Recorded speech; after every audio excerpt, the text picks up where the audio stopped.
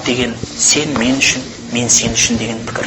Егер махаббат мен сен үшін, бірақ сен бәрі үшін болса, болмайды ғой. Нағыз махаббат екеуміз бір-бірімізге ғанамыз. Басқаға ше, басқа өзі білсін.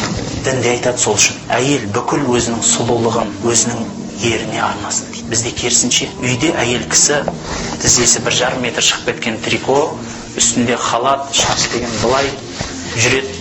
Сыртқа шыққанда керісінше боянады. Сосын ойлайсыз ғой, айналайын-ау, сонда анау бүкіл үйдегі сұлулығың, енді ол әлбетте тырнақшаның ішіндегі сұлулық маған арналды. Енді мынау бояу кімге? Сен сыртқа кетіп баратсың ғой, менің алдыма емес. Біреулер енді сылтаумен айтады, көшеге әдемі көріну үшін. Көшеге кімге әдемі көрінесіз сонда? Дінде наоборот, үйде айтады.